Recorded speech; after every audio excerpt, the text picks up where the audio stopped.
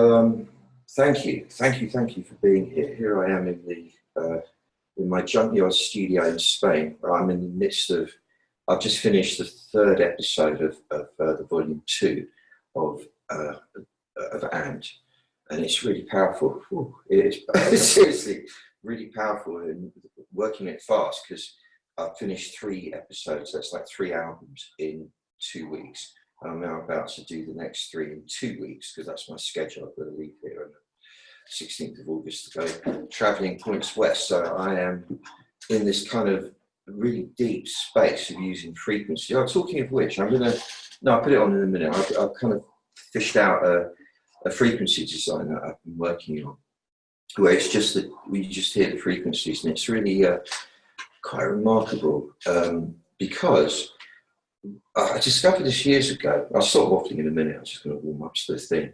I discovered it years ago that if you got a recording, or I took a recording of the Atlantic Ocean from Agadir in Morocco, and took it back to the studio because in those days it was all done in studios, big ones, you know, and put it through this filter and messed with the filter. Filters are a way of cutting out certain registers of frequency and accentuating others, and then moving them around each other and stuff. And adjusted it just so, and you could hear, actually you could hear this yourself, you could hear angels singing, and it was on the first track of Deep Ambient. If you go, you can get that listening on YouTube, go just at some point, search Deep Ambient, and you'll hear the beginning, that it sounds like a choir of angels, and in fact it's just the waves of the sea. So like going on that basis, I started messing around with filtering various things. And it's bizarre with these frequencies, with the melange of frequencies I'm using, where you offset like a 300 with to the left with the 315 hertz to the right, same with 432 and maybe 434 or whatever. And the discrepancy, the brain has to find a kind of rationale with it. And so it finds the note, it finds the actual note that it needs to hear. And in doing that, that causes a binaural beat to occur in the midbrain. It's really interesting. So with these frequencies, right, messing about with them all and getting the filters right, you can hear voices in it. I mean, you can hear people talking, loads and loads of people, or what sounds like people talking. And you can even hear things like guitar riffs going, you know, or bass lines going, phew. I mean, it's really interesting. You won't be able to hear all that on here probably because I'm not wired up to take the studio computer into the other computer directly for sound because I just haven't had time to deal with it yet. But anyway, I'm going to put it on in a minute so it'll kind of create a kind of a nice little background carpet that changes the energy. But what I've been seeing is that we are in this phase astrologically of all the planets moving retrograde pretty much at the same time next month, I think it is, the 5th of August, I think. But what that actually means astronomically is that all the planets are on one side of the sun. And when that occurs, it's noted that there has been an upsurge of seismic activity and volcanic activity, which means that a notable one, and already I've noticed there's been, you know, more frequent, bigger, you know, 6.4 Indonesia last night, and there's, you know, they're happening pretty much every couple of days at the moment.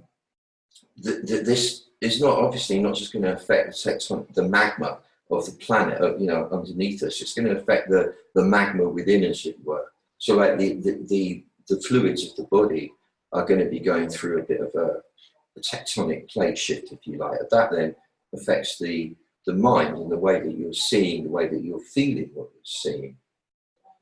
Combine this with there's many overdue contexts we could take, but one that strikes me often, because my late friend Murray Aitken was a beautiful guy. He hanged himself with all things, and he was such an angel. How you could do that anyway? I don't know what that's going to do with it. But he said to me, he was a really good astrologer, when the financial crisis began in 2008, he said this was the beginning of a cycle of Pluto and Capricorn, which lasts 15 years. And that means till 2023. And it's a cycle of not destruction, but a cycle of kind of dismantling of the structures that we depend on in order that they can be remantled in a more suitable way for our needs as a species. So it's actually a really positive thing. All the upheavals that we're seeing. I mean, I find the Brexit story, well, it's unfathomably bemusing. And if you allow yourself to become perplexed, it's easy to do so with that. But what it's like, it shows that a really hitherto reliable structure has been just thrown in the air, is about to be thrown in the air with very little preparation for, you know, the consequences of it, relatively speaking. So this seems to me typical of this kind of, the structures have got to morph regardless. And therefore, it strikes me that it's crucial right now, certainly for me, to establish an even more balanced centre and root within. And when I'm talking about a balanced centre and root within, I'm talking about something quite fluid, not a solid balance. You can't have a balance that doesn't move. Everything is in motion in this universe. So a balance is a balance of the yin and the yang. It's a balance of the easy and the difficult. It's a balance of the chaotic and the orderly. It's a balance of the beautiful and the ugly. It's a balance of the weakness and the strength. And the Taoist idea is that you get a 51% preponderance of the positive quality over the negative one, you're doing fine. So like with your health, for example, as long as you've got 51% a preponderance of health over illness, you're in the game, you're winning the game. Hey, so yeah, let me get this frequency on. And what I really see this as a power of the Tao, or a power of Tao, which is obviously a parody of the power of now, is the Tao of creativity, the Tao of creation, because the Tao, you know, you start saying the Tao is this, the Tao is that, it becomes banal. But an aspect of Tao is that it creates, you know, if we're going to look at it within this context, it creates everything, you, me, this whole thing, the planet, the universe, and everything. And the Tao of creativity is really, really fascinating. It's what I'm using all the time. I'm about to, you know, I can't do the lyrics ahead of time. I have to do them as it's happening because it comes through. It has to be properly fresh. So you know, this is what I work with. You have a blank canvas, and as a painter, you're a calligrapher, you look at the blank canvas, and you wait until the canvas revealed the latent image on it, the image that was going to be created by you. Like it exists already outside of linear time, and all you've got to do is discern what it is. And that applies equally to creating a new passage, a new atmosphere, a new quality, a new tone to the next passage of your life. You know, creating new conditions for yourself. You know, whether it's to do with material, well, it usually is to do with everything, like your material situation, your personal situation, your health, and all the rest of it. You have to attune yourself to the blank canvas of being and wait for it to reveal what needs doing. And discipline then becomes being so in the moment, so undisturbed by your agenda conversation in the front of the brain, that instead you're just in a state of expectant receptivity, awaiting the next impulse that is the Tao inside of you, pushing you into action along a certain line. So that's the ideal of the Taoist fool, which obviously I aspire to be. I'm not doing a bad job with that at times. And I do get a bit serious sometimes. I forget myself and get a little serious. But generally, I'm a fool most of the time. Meaning, like the tarot, the innocent, useless clod that sits under the old tree in the village square and everyone leaves them alone because they've got no use. But they're like nice, so they leave them there. They don't try and get rid of them. That's the kind of what we're aiming for in a way, to be so free of personal vainglorious considerations that it doesn't matter anymore. And when it gets to that, that's when all the opportunities come to you. At least I find the more I'm able to let go of me and what I think should happen and shouldn't happen, and allow the Tao to create through me, the more easily what I need comes to me, and the more harmony in general there is between me and others. Obviously, it's never going to be perfect, nothing is. And on that note, let me, do you like my knee? Look, I don't normally show my knee in public performances, but it's jolly hot here in Spain. Anyhow, I am going to click on this and start. It'll take a moment because the speakers have to fire up. There they go. And then, if anybody can't hear it, send a little message. If anyone can only hear that and not my voice, send a message. It just sounds like an irritating bloody noise in the background. Send a message. Because I won't know. To me, it sounds beautiful.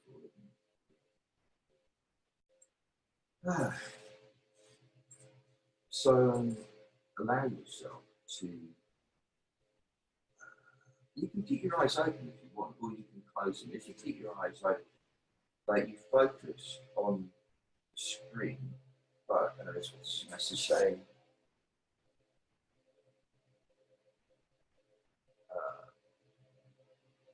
I can't read that anyway. So yeah,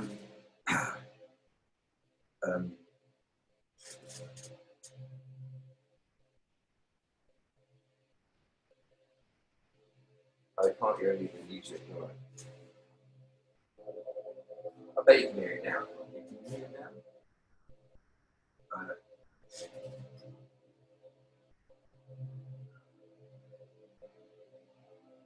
Good, thank you.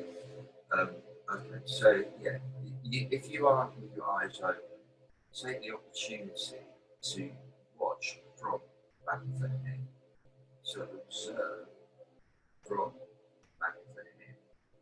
You're shifting your vantage point backwards. Settle yourself within your skin. So as you can see with me, I'm sitting in this chair. I'm not doing a sitting up straight thing. I'm just taking the posture that I'm in, do the same, and then I lengthen my spine. It's like somebody's lifting the back of my head upwards. Do you see that? It's not that. It's that. What's his name? Oh, you can barely hear me. That's clever, isn't it? But wait there. That's ridiculous if you can't. That's ridiculous if you can't hear me anymore. But anyway, I bet you.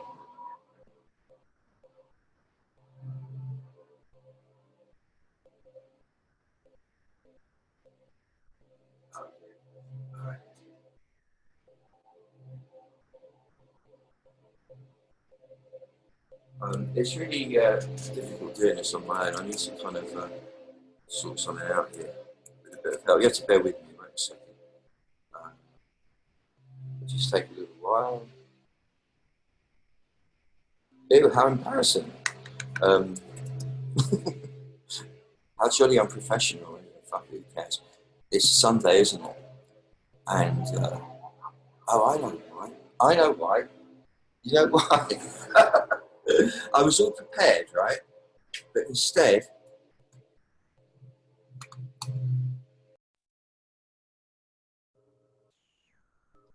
yeah, I didn't have I didn't have the bloody microphone plugged in. Anyway, I had everything ready, but not the microphone. So let's start. Now, can you hear everything now? All right. Okay. Stop messaging me now. It's just confusing me. So anyway, yeah, what I want you to do is get a feeling of lifting the back of the head upwards. Right. And as you lift the back of your head, I'm sure it's too loud.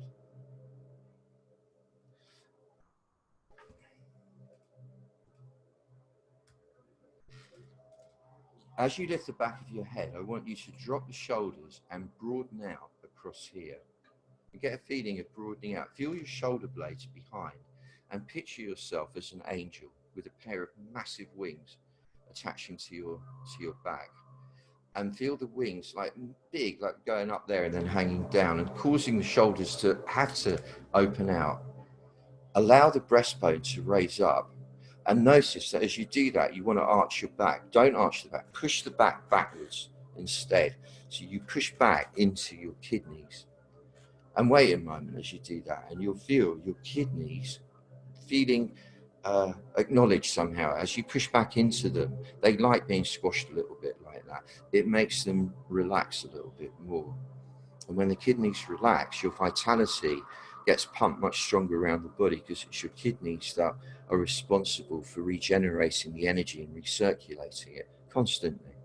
It's also your kidneys that give you the will to do things and the will to live. They're very important.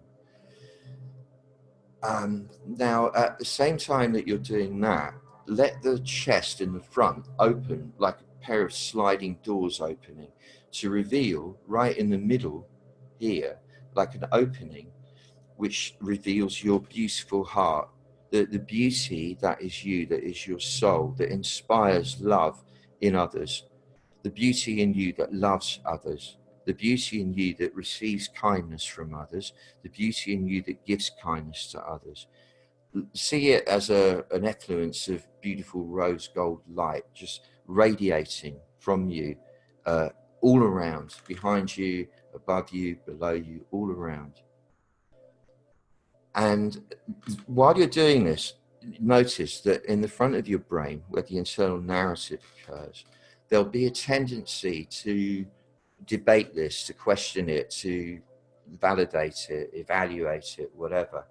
You can do that at any other time, but it's silly doing it while we're doing it. So you suspend all that judgmental faculty for a while and just allow this like a series of assumptions, and if you make them, see what occurs as a result. Now, all the while that this is going on, this sort of setting of the body in its right position, you become aware that there's a lot of weight in the head, the weight of the thoughts, the weight of all the stories, the weight of all the memories, the weight of everything you've been doing, the weight of all the stress you've been carrying, the weight of life, basically. And there's the physical weight of the head, the chest, the shoulders. It's quite a heavy bit of stuff, the rib cage and everything, which we hold up because we're evolving bipeds. So we have this trend of keeping everything up away from the ground. The Taoist way is to reverse that and let the weight drop, because that's what weight wants to do. Bearing in mind, you've got this lengthening of the spine coming from the head being raised, so you can afford to drop all the energy down and let yourself feel properly weighted on the ground. Breathe in and out slowly, but really it's breathe out and in, because you've got to breathe out before you can breathe in.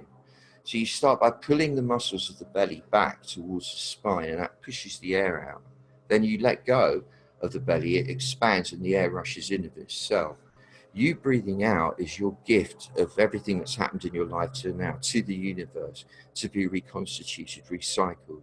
You breathing in is you being given the next moment of life, which is eternity, really. So you're being given life on the in-breath, and you're receiving that on the out-breath. You're creative. You're being creative. You're giving your love, the essence of you, the quality of you out on every out-breath. And become aware of the rise and fall of the belly as the air comes in and goes out. And let that now carry on of itself. Slow it down and make it smooth. And notice that as you slow the breath down, the mind starts to have more gaps between the thoughts. And as you smoothen it out, as you make it more like silk, the tone of the mind becomes more like silk. The breathing is a very powerful lever. And then while we're orienting ourselves to where we are here, in the notion of linear time, figuratively speaking, your story, what got you here from conception till now, sits behind you. And it's really important regularly to honor your story, to appreciate your story. So think of your story now, focus backwards as if you have an eye in the back of your head. and you're looking out backwards at the story of your life from conception till now, aware that you can only necessarily see one line through, one avenue through the memories, but that there are an infinite number of avenues through your memory banks. You could see the story in an infinite number of ways, as well as which there was a whole lot of lateral action going on at every moment of your life up till now that you weren't aware of. What everyone else on the planet was doing, what everything else in the universe was doing at each moment of your life was all part of your backstory. It wasn't like you were living in a bubble. So the honoring of that is like you're honoring the story of the universe from now until the beginning of time, really. And by honoring anything that you honor, instantaneously honors you back. So you can feel that as you honor what's been before is honoring you. And that's the receptive part of Tao. The creative part is it honoring you. The receptive part is you receiving the honoring. Now, in a slightly expanded dimensional sphere from that is the story of all your ancestors, your lineage, which in my crude mathematical way of working things out, looks like a diamond behind you, with all the ancestors back to chest, standing behind you, that would go back approximately 4 million years. It would go back approximately 1.5 miles. I might be wrong with that. I don't know, take my word for it, but it's roughly that. It's like a massive shape. Because I say a diamond because you've got 2 parents, 4 grandparents, 8 great-grandparents, and so on. It goes out and out and out and out exponentially, and then it goes exponentially in and in and in, presumably, to the first 2 in your lineage. And now, we don't like in the West to honor ancestors because it's kind of creepy, right? But the Chinese thing, the Taoist thing, it's really important throughout the Orient, in fact, to honor the ancestors. You don't have to get into rituals about it, but just a moment of being humble enough to say thank you, to appreciate everyone who's gone before, whose DNA you're carrying. And you start to get an image of, like my Tai Chi master say, that you hear them chattering behind you.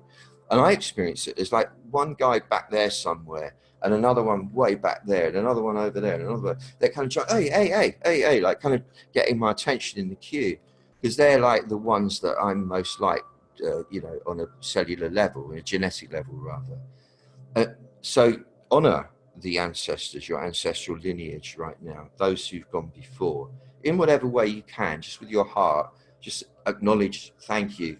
Without you, I wouldn't be here. And send them through the back of you a blast of healing energy, just an intention, a wish for them to be healed and healthy. And get an image of some of them at least receiving that healing and go, oh, thank you. This is obviously occurring trans-temporally. It's occurring out of linear time. And what's beautiful about it, though, if you consider now that you've sent a healing back through time to all your ancestors, and that, if we assume that does something, the healing back then gets transmitted forwards through linear time, through the DNA, and actually, theoretically, alters your DNA right now. Like it spruces it up. The window's banged in the wind then, and that shows that it must be true. So you're honoring your ancestors, and you're getting the sense the ancestors are honoring you. If it feels creepy, that's fine. Creepy's only creepy. Just hold it for a moment. And then become aware that further out from them is a whole realm of allies, alliances that have been struck by all your ancestors. Each one of them has its own crew of ancestors, of allies rather.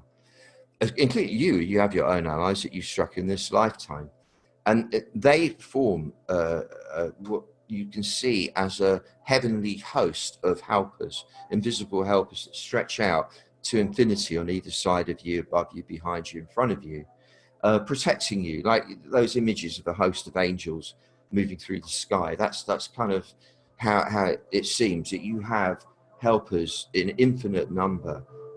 They're your allies, and they will help you. You honor them now. You say, thank you, I appreciate you being here. remember, override the rational mind for this. Let it be, fantastical. It doesn't matter, because something happens when we do this. Just honor them. Just thank you for being my allies. Let's go into the next phase of this together, making it beautiful. Let's do it. And you get a sense of moving as one. This comprises what the Taoists call your guardian, this whole phenomenon we've just been looking into. So you have this energy all around you, specifically to the back of you, kind of bringing up the rear, that's protecting you. As you move forwards into destiny, destiny is that which lies before you, figuratively speaking. So you picture destiny in front of you. Obviously, it's not just in front of you, it's going to be all around you as it unfolds. And destiny is a phenomenon that we've been conditioned in the West to fear. It's part of the manipulative practices used by various religions to hold people in check by giving them fear of what comes after you die, and making out like they've got the answer to that. Well, good luck to everybody, and respect to everybody in all their different ways. However, the programming that destiny is your nemesis, it's going to get you in the end, is very unhealthy and unhelpful. The Taoist way is to say destiny is the Tao. Destiny is what provides the arena for ongoing experience. Therefore, destiny has to be your greatest friend ever. I mean, anything that's going to provide the arena for more experience, thank you. So you welcome destiny as your friend, your most beloved friend. It's the Tao, and you surrender to it. I surrender to you, my beloved. Take me where you will. And then destiny, traditionally in Taoist idea, destiny then somehow morphs into the angel destiny, who sits inside of you, looking out through your eyes, and awaits your direction. That's the beautiful bit. The angel of destiny inside of you awaits your direction. So now it's for you to direct the angel to make the action unfold in a specific kind of way. When we gather together like this, the beauty of that is something happens synergistically between us that can't be really quantified.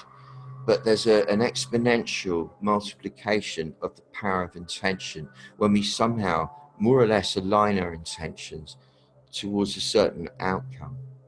Now, the Taoist way is not to specify the details of how you want things to unfold. Yeah, like it's got to be that house on that hill, with that job, with that amount of money, with that person, with that car, with those vacations, and so on and so on. It's more that, what are you looking for in all of that?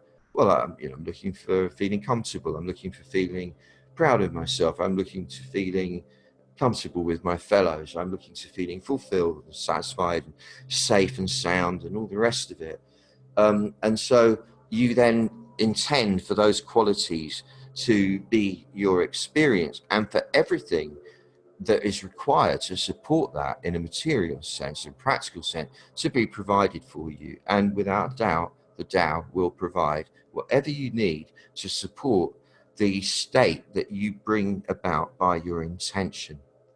Now, if we are gathered in our numbers, if we want to say heal ourselves, and we have the intention to be healthy, to overcome a condition, or just increase our well-being by a quantum leap, and just feel that much more energized and powerful rather, and confident and focused and whatever else, by putting the intention into the circle here, as it were, it will be multiplied exponentially by 100 people. I don't know how you calculate that, but it's a lot of intention power.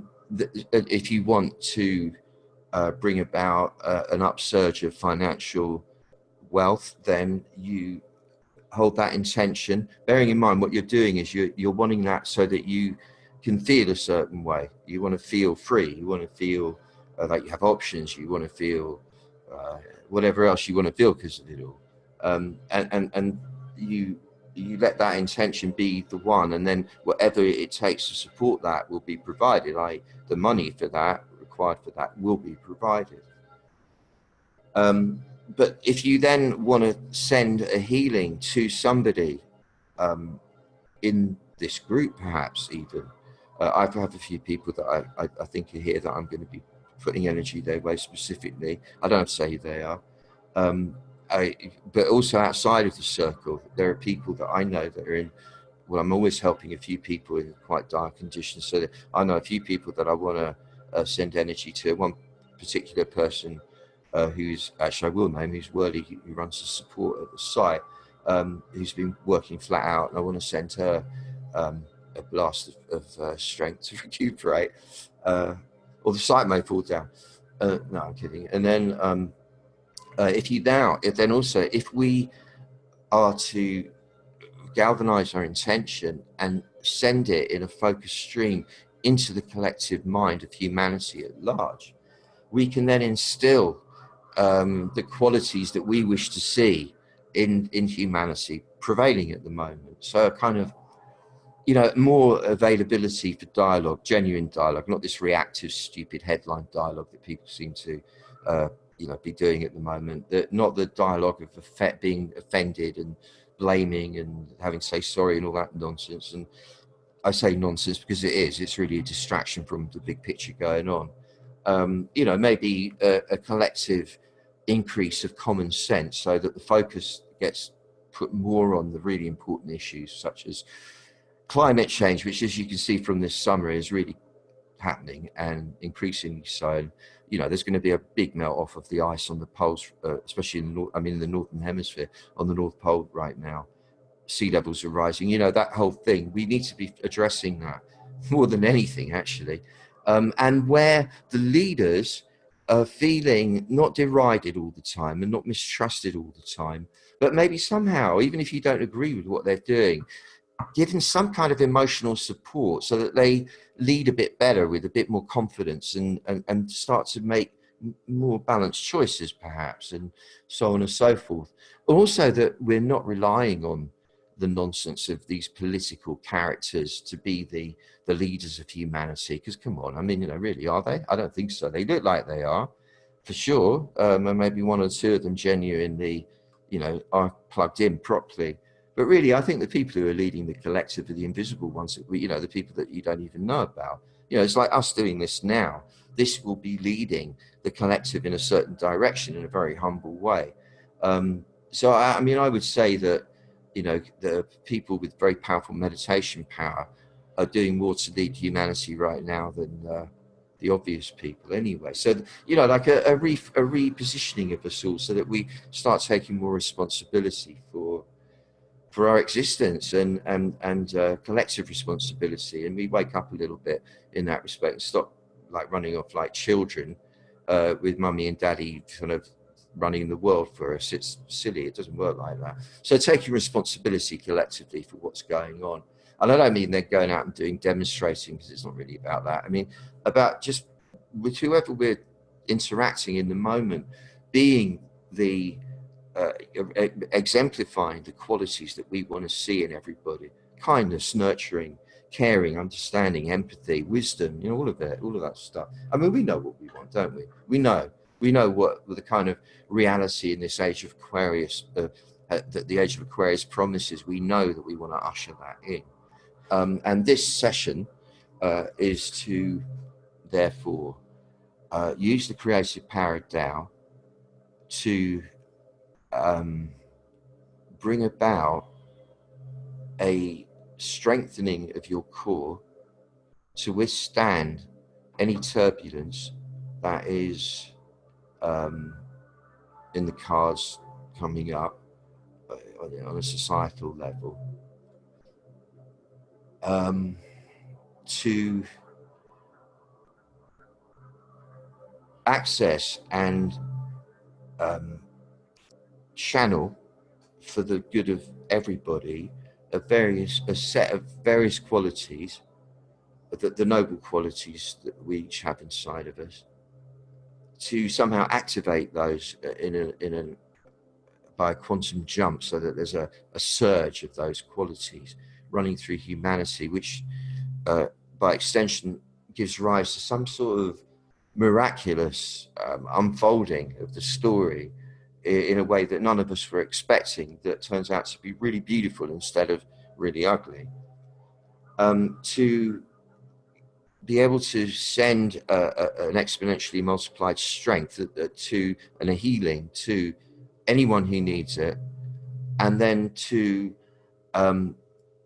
be healed, each of us ourselves, by this, so that subsequent to this meeting of ours, we each go in our apparently separate ways, and do so feeling increasingly confident, strong, powerful, focused, relaxed, playful, clear, joyful, loving, caring, kindly, satisfied, fulfilled, and everything each of us wants and are entitled to. So for this, I say close your eyes maybe, because I'm going to. Let yourself feel the breath moving in your back now. And as you feel the breath moving in the back, become aware that your back is a vast chamber that you rarely visit, and yet which is the seat of your power. So in a sort of quasi-ritualistic state, take yourself into the chamber of your back and picture that there is a throne in a throne room. The back of the throne is flush with the skin on your back on the inside. And but the dimensions of this throne room are vast, even though it's inside the physical body. And you are sitting in the throne, and you're letting your weight drop down into the seat, and you're letting your weight push back into the back of the throne. And you feel really supported. Your breastbone raises. You don't arch your back to make this happen. In a posture of a regal posture, like the queen or the king of the realm, nay, the empress or the emperor. And your mind is leaning right up against the rear wall of the skull, which is actually the headrest part of the throne, which has got a little extra cushion on it, so you don't have to lean your head too far back. Perfectly positioned. And your arms are resting on the arms of the throne. And you feel regal. You feel rightful. You feel in your rightful place. And you're breathing, and there's a sense of excitement, and yet it's an excitement that you're containing, mostly in your belly, in the lower abdominal area. You're able to sort of gather the excitement of that being alive in your lower abdomen. Your chest is open in the front, as I was describing before, and your love, your beauty is radiating freely to everyone and receiving the love of everyone in return. You're allowing yourself to feel bolstered by just being here right now, in good company, supported on a psychic level.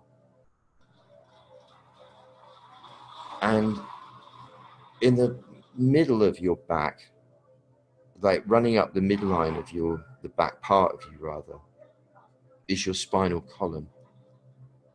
And this is like a pagoda, a really powerfully built, very solid pagoda. But although it's powerful and solid, it's built to withstand earthquakes, so that it's got a lot of give in it. The vertebrae have movement as they rest one on top of the other. And because there's a feeling of the back of your head being lifted, the vertebrae are kind of gently pulled apart from each other. Each got a little bit of space, which allows the mechanism to adjust itself and for the spine to sit itself really perfectly aligned. It knows how to do that. And you become aware of the spine as a very solid, reliable support. This is your core. And there is a feeling of an orb, a sphere in the lower abdominal area that encompasses the spine down there as well, which is a sphere that deals with the production of energy and the empowering of you to keep being propelled through the experience of the human ride here. So like your vitality, the ability to flow with the adventure.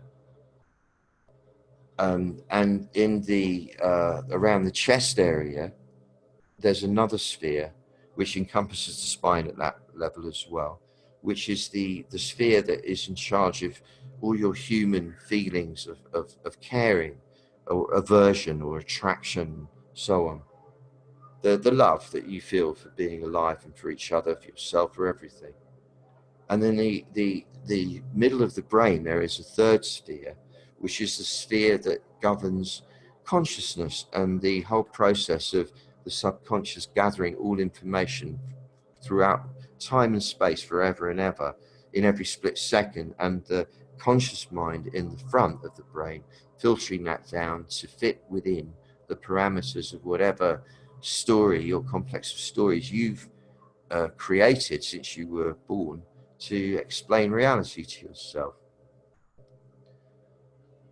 And these three orbs, these three spheres, are completely free of any action. There's no drama going on at the moment, certainly nothing that's grabbing your attention.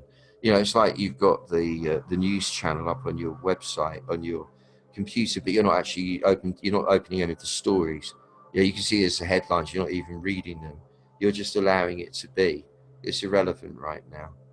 And what you're aware of is the space in the back where you are organized around the spinal column, which is the central support of it all, with yourself sitting right back in the throne, and the sense of the power of the spine being like a line of light that goes up and up and up forever and ever, and down and down and down forever and ever, right through the core of the earth, right up through the top of the sky, and carries on going forever and ever, eventually kind of meeting each other in some kind of circular design beyond my ken to describe right now.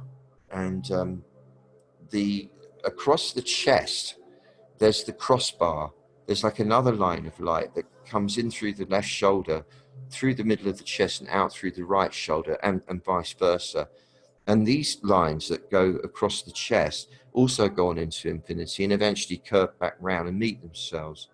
So you have this kind of horizontal crossbar loop going through your chest, and it goes out to the sides forever and ever and ever, expanding the sense of who you are forever and ever. And you have the vertical bar through the spine, expanding you in a vertical way, so that you're immensely tall as the universe, as it were, and immensely broad as the universe. You're as big as everything, in other words. You now contain everything within you. And you're aware that there are these various masks of you, various versions of you, sitting in a circle. There's right now 100 of us sitting in a circle, pretty much from all over the world. And these masks, these personalities, these fronts, these people that we each are just different versions of this same one Tao that we are right now as we sit, big as the universe. We contain everything within us. And the reality of human life on Earth, the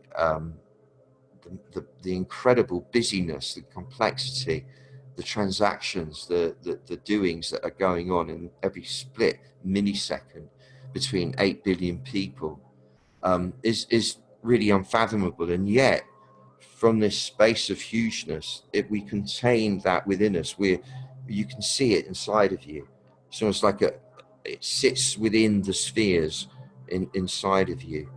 And the lower sphere is processing the energy, both that you receive from it and that you require to deal with it. The middle sphere in the heart is processing the feelings about it all, the human aspects of it, the caring, the courage required to deal with it, the forgiveness required to deal with it, the joyfulness required, etc. And then the uppermost sphere in the midbrain is dealing with processing the understanding of it all, the consciousness of it all, being cognitive of what's going on and how you're playing your part in it all. And as the Tao, as the big one sitting here, it's really clear that the only thing to be doing is this generating goodness, this being of service by ushering and shepherding and channeling and directing the flow of existence for manifesting all the qualities that you love to see in your own self and in everyone around you. So each of us now is serving individually as a channel for the flow of goodness, creativity and goodness that will bring about a manifestation of all the qualities we, each of us, wish to see in ourselves and in everyone in the world around us, through which will occur a beautiful flowering, a renaissance, a new time of cooperation and achievement and peace and prosperity for everybody, And again, the conscious, rational mind will want to protest about that and want to debate it and argue with it or do something about it, try and believe it or not believe it. Forget all that. Don't believe any of this. Just see it. Because all we have to do is conceive it and then we receive it. We don't try believing because that just gets in the way completely. And as well as being individual channels of Tao, collectively, us in this circle form a single channel, exponentially multiplied by 100. It's vast. It's a vast, vast channel of power, and quite possibly enough to change the direction of the flow of energy in the collective consciousness right now. So together, let us visualize, each in our own way, human society within, say, 90 days from now, having gone through an unexpected, quite remarkable sea change, a refinement of consciousness, even unto the level of various world leaders who hitherto have found it quite hard to string a simple sentence together, being able to talk lucidly and genuinely about things. It goes that far. A refinement of the collective consciousness that affects everybody and somehow encourages people out of the binary, ignorant way of thinking of it's either good or bad, it's either this or that, but the true understanding of it's everything, it's the yin and the yang working together. Imagine, visualize the collective suddenly, amazingly acquiring the true wisdom of the Taoist sage, and with the understanding of yin and yang, and the acquiescence to the Tao and all that implies. Picture that, all of humanity getting turned on suddenly enlightened. Again, don't try believing it, just see it, like you can see a troop of ostriches dancing the cancan across the sky without believing it for a moment or debating it. See humanity right now suddenly get turned on the next level, and the promised enlightenment of the Aquarian age suddenly coming, for a while at least, the next stage of the enlightenment that kind of we left behind around about the millennium, in fact. So a return to that growth of global consciousness, trusting each other, trading with each other, loving each other, understanding each other rather than blaming, judging, hating, and all the rest of it. The sense of a collective will to collectively, rather than competitively, collaboratively cooperate in the most important issues that collectively we face, so that future generations have got somewhere to play. Not to mention us ourselves. And just picture it now. Everybody in China, everybody in Russia, everybody throughout Asia, everybody in Australia and New Zealand, everybody throughout Africa, North Africa, everyone around the Mediterranean, everyone through Western Europe, everyone through Eastern Europe, everyone through the Scandinavia and Iceland, everyone in Greenland and Canada and America and Mexico, Central America, South America. If I've missed anywhere, it wasn't intentional. Everywhere. Right now, everyone on the planet, whether they're sleeping or arguing or making love or making money or stuck in traffic jams or racing go-karts or whatever they're doing, everybody at some level right now going and being turned on. And turned on with an atmosphere of beauty and love and kindness and caring.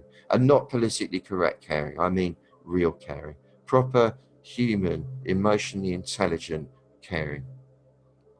And responsibility. Like we all grow up basically, suddenly, like we are really capable of being. We suddenly become that. Instead of this kind of playing the stupid game of being children in school with the teacher, let's suddenly we see us, bang, we all wake up, we all grow up, we all suddenly fully realized adults, even the kids. Actually, the kids have got it more sorted than the adults most of the time anyway. So the feeling in your body now, living in a world where people have become turned on, in a world where people are now enlightened, in a world where you don't have to be wondering, is it all going to go off at any moment? A sense of, all right, we're doing this and it's exciting. We won't need to get our excitement from going, oh, there's going to be a war, the sea levels are going to swallow us up and all that stuff. It's more the excitement of, yeah, we're doing something here. We're working together, more or less, not in an ideal way, because nothing is, but we're working together. It's something happening that's never happened before. This is beautiful, and we're part of it. We're making it happen too. This is very exciting. So that feeling. And remember, this is us as a circle now, so it's powerful. We don't have to rely even just on our own strength to make this be a reality. We're leaning into all of each other, and we're giving strength to all of each other. So we're like a single unit of intentional power, intentionality power. And a feeling that the Tao that is us, this massive being inside, is very happy about this. It's the direction it was awaiting. It's waiting our direction, and we're saying to it, this is what we want to do. Do this, make this happen, flow like this. And the Tao, because it doesn't know, it wouldn't know otherwise unless we gave it the nod. It starts to flow in that direction. You can see it like a powerful current moving, like an ocean moving towards the collective and starting to kind of move its way through and start things happening as we wish them to be. Now, this is a good moment to think of anyone that you can that needs help right now. It might be a series of people you know pretty well, and just have one or all of them standing in front of you in your mind's eye. You don't have to have any logic for why you're choosing them. It's just whoever springs to mind. It'll probably kind of come to about 7 or 8 people in a moment. And then just get the sense of them being in front of you, or the one person being in front of you, and leaning into the power of us 100 here, send the energy of healing to each of them and see them receive it with a glad smile of acknowledgement. Each one, see it happening, feel it happening. Don't debate it, don't question it, don't argue with it, don't try and believe it, just see it. And then honoring them with a little internal bow, drawing back and focusing on this being in the front of you, this art form that you've been working on since you were a baby, this person, the person that you know of as you, your construct, and be aware of all its travails and all its worries and cares and woes and the trials that it faces and the conflict that it produces within itself and the stress that it places on itself and the challenges that it faces all the time. And, it's hard to be that being, isn't it? We all know that. And good that it is, because that's what makes us discover ways to overcome the hardness. And that's why we're all here right now. But as the big one, as the Tao inside, having compassion for this creation in the front, this beautiful person who has its wishes and its dreams and its aversions, its desires and its fears, and knowing what it wants true fulfillment. It wants to achieve all its goals. It wants to live a beautiful, satisfying, rich, full and long life, healthy and strong, filled with stamina and enthusiasm. You know what it wants. It wants all of those things. And now, using the power of all of the 100, send the essence of all of that that's required to your front self.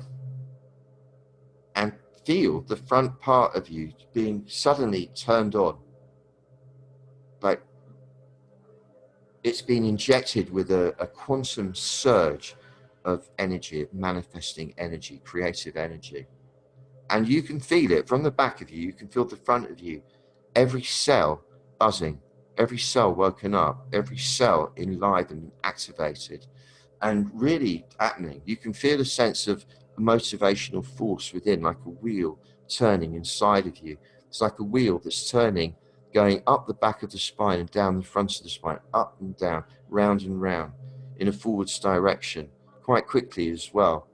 like the wheel of a car turning at maybe 90 miles an hour, maybe going up to 500 miles an hour, maybe go 1,000 miles an hour, maybe 66,000 miles an hour, the same speed as the planet's turning. Maybe push it a bit. Let's go even faster. Let's go faster than the planet. Maybe it's spinning so fast that it's going at the speed of light inside of you, this wheel that's turning. You might have to look at me to get the picture of how the wheel's turning inside of you. What I'm doing with my hands might not. And it's turning and turning and turning and turning. And you lean back as it's just happening. You lean back and you feel yourself like propelled by the current from behind you as this thing's turning inside of you. And this is causing, with all of us doing it collectively, an incredible multiplication of the energy that makes things happen. And every time the wheel goes up the back, it's refining it. Every time it goes down the front, it's purifying it. So the energy is getting stronger and stronger and stronger. That is wishing its way to manifest all the outcomes that we have just chosen. And at that point, I opened my eyes. The music came to a place where it seems perfect to fade it down. And it is on my phone clock, which I've judiciously placed in front of me so I can see the time now in Madrid time, in Spain time, 20:57, which gives us 3 minutes, which is not long enough at this juncture for you to ask questions. I'm very sorry for that. But I'm going to do this again very soon. And I'm going to have it more sorted out. I'm going to upgrade the system so we can have more people and I can figure out how to see you and all that stuff, which is, you know, no big deal, but it would have been nice for me to say hello. And otherwise, I thank you deeply for being here. The thing to remember is whatever you're doing, put your back into it. And that will remind you of this session. The subconscious knows all this. It's got it going on now. And we've activated something special, something new, fresh, unprecedented, which will have an effect, not just on our own lives, but on people around us, the people we thought about, the collective. So keep it fresh. All you got to do is just keep coming back and like putting your back into being here. And it will keep reminding you, keep the heart open. And notice that when you get in a tiz about anything, that's going on in the front of you. Every time you get in a tiz, don't try and work it out intellectually. It's a waste of time. Just sink back behind it and let it go. Ask your subconscious mind, show me what I need to do in this situation, then relax, and it will show you what to do. I've got loads more to tell you. I could keep doing this for days on end without stopping, but it's a bit of a daft thing to even imagine, really. Maybe one day we'll do a marathon for 8 days of non-stop. Can you imagine? It's like falling asleep, waking up. It's been really beautiful. Thank you for playing along. Forgive me not being able to read all the messages and stuff. It's quite a way away the computer. And yeah, but I'm loving that you've been here, and we'll get it much more slick and perfect next time. Bless your hearts. May the magic happen to you now and everybody. So be it. Bless you. Bye. Goodbye. Oh yeah, you'll get the recording at some point.